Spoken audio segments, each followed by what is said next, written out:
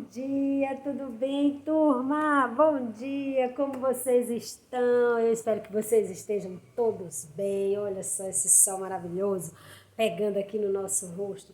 Tenham um ótimo dia, tenham uma ótima semana. Deus abençoe vocês, Deus abençoe a vida de vocês. Vocês são maravilhosos, excelentes. Tenhamos uma semana assim repleta da graça de Deus. Chuva, sabe? Tem uma música que diz assim: chuva de graças pedimos a ti, chuva de graças neste lugar.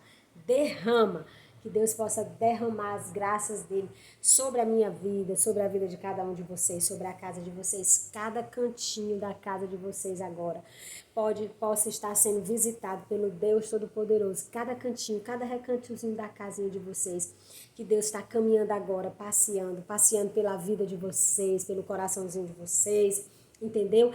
Cada cantinho de vocês, ele está lá passeando, limpando, organizando, colocando as coisas no lugar. É isso que eu desejo para vocês, meus amados, do fundo do meu coração, tá bom, amores?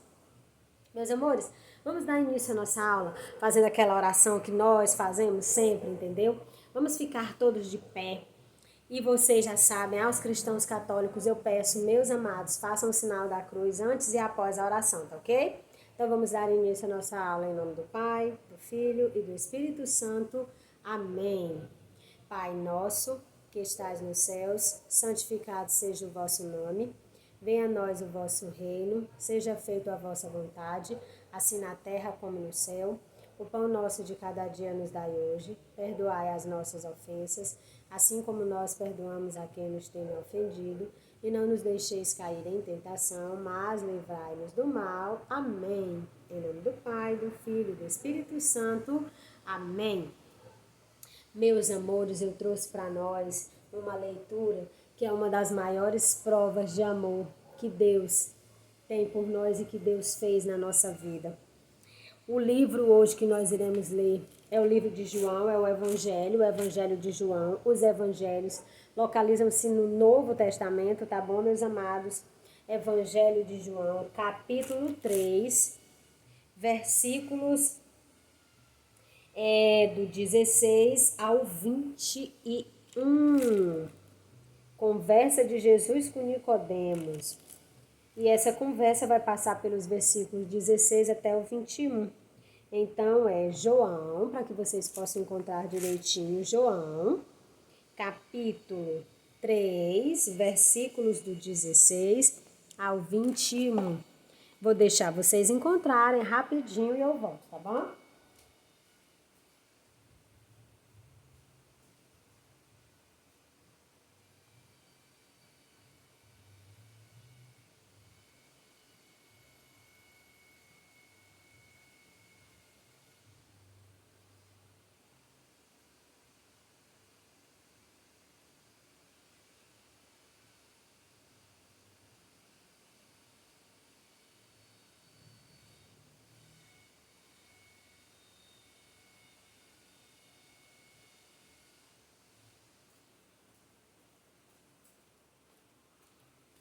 Encontraram, meus amores? Pois então vamos lá, de pé mais uma vez, por favor, não é? Em respeito, porque a palavra de Deus será proclamada, então convido todos a ficarem de pé, tá bom?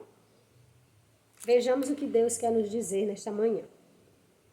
Com efeito, de tal modo, Deus amou o mundo, que lhe deu seu Filho único, para que todo que nele crer não pereça, mas tenha a vida eterna. Pois Deus não enviou o Filho ao mundo para condená-lo, mas para que o mundo seja salvo por ele. Quem nele crê não é condenado, mas quem não crê já está condenado, porque não crê no nome do Filho único de Deus. Ora, este é o julgamento. A luz veio ao mundo, mas os homens amaram mais as trevas do que a luz, pois as suas obras eram más. Porquanto todo aquele que faz o mal odeia a luz e não vem para a luz, para que as suas obras não sejam reprovadas. Mas aquele que pratica a verdade vem para a luz, torna-se assim claro que as suas obras são feitas em Deus. Bem, meus amores, eu vou ler os 2 primeiros versículos. Mas uma vez. Com efeito, de tal modo Deus amou o mundo, que Ele deu seu Filho único, para que todo o que nele crer não pereça, mas tenha a vida eterna.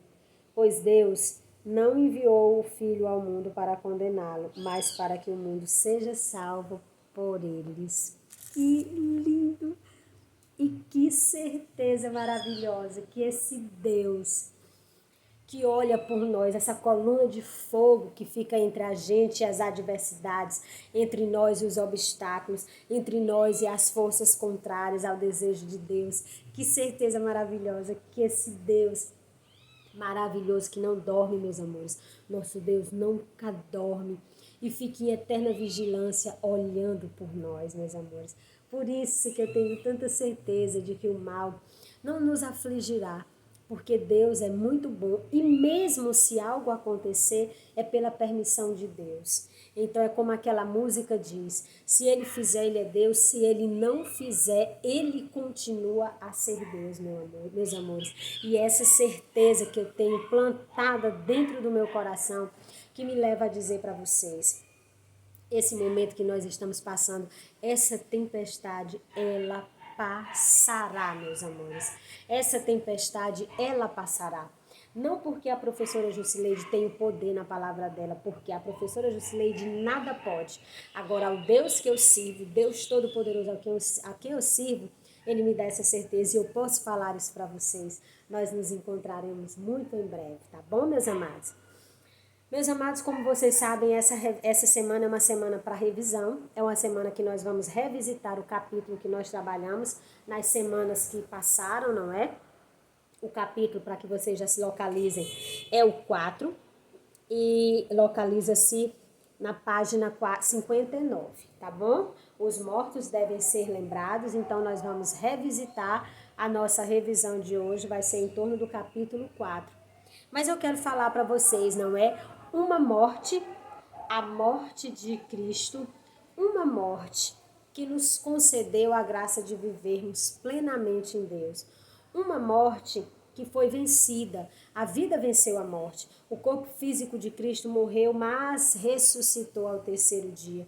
Então a morte que nos concedeu a vida foi vencida também, porque aquele que morreu ressuscitou, não é? Para que a palavra se cumprisse plenamente.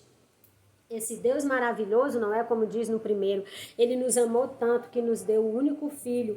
E Ele também vai dizer no segundo versículo que Ele não enviou o Filho para que Ele fosse condenado, Ele enviou o Filho para que Ele nos salvasse, para que Ele remisse o mundo por meio da sua morte, que Ele também vence, não é? Provando que a morte já foi derrotada, ela foi vencida, porque aquele que morreu ressuscitou ao terceiro dia, meus amores. É com essa certeza que eu digo, esse momento pelo qual nós estamos passando, não é? É aquele momento daquela luta que nós estamos travando para depois voltarmos, não é? Como o próprio Cristo, não é? Que vence a morte e torna a viver. Nós vamos vencer esta batalha e vamos voltar a viver, não é? Se não da maneira como nós vivíamos, mas com essa nova proposta desse novo normal, mas nós vamos vencer, tá bom, meus amores? Meus amados, nós estamos falando o nosso conteúdo, o nosso capítulo deste mês, ele passa, não é, por uma parte da vida humana, por um momento da vida humana que todo ser humano, se pudesse, pulava, não é? Ninguém quer morrer, mas todos querem ter a vida eterna, não é? Os que são cristãos querem estar com Deus Todo-Poderoso, mas a morte é algo que nos assusta, a morte é algo que assombra a humanidade. Mas é tão contraditório, não é? Que a morte seja algo que esteja tão próximo da vida, esteja tão intimamente ligado, não é? Porque todos nós que estamos vivos, um dia iremos, não é, fechar o nosso próprio ciclo. E a morte é sim uma realidade. E o nosso livro ele nos apresenta, não é?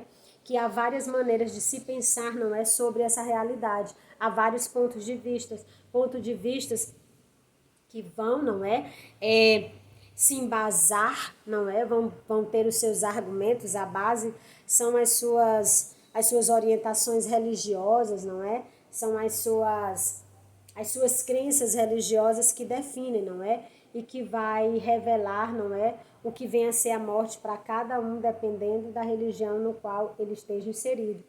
Mas eu também não posso começar essa aula de hoje, não é? Sem falar em uma morte, não é?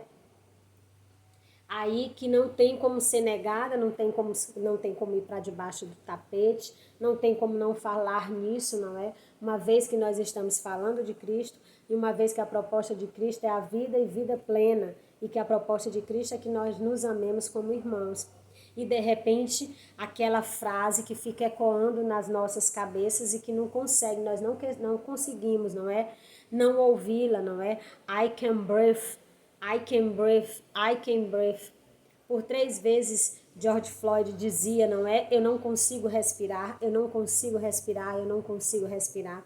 Até que de fato ele não conseguiu mais respirar, não é?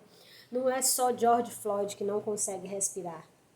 Todas as pessoas, sejam elas das etnias que forem, porque ali, não é? Nos Estados Unidos é uma questão racial. E essa questão racial ainda é algo que precisa ser, não é? Discutido amplamente a nível mundial, né? A nível social, a nível regional. Mas não é só George Floyd que não consegue respirar. Nós também não conseguimos respirar. E até a estrutura que nos impede de respirar, por fazer tanta força para que nós não respiremos, também perde a sua qualidade de respirar.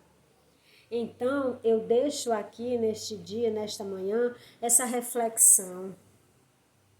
Vamos respirar todos nós. Não percamos o nosso tempo sufocando o outro para que ele não respire, porque há um desgaste nessa atitude, há um desgaste em que você, ao você tentar impedir que o outro respire, impedir que o outro viva, necessariamente você tem que desprender de uma série de energia, não é? Uma certa energia para evitar que o outro respire.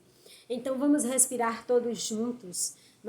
Não é possível que em pleno século XXI nós ainda tenhamos, não é, que perder mais Floyds, não é?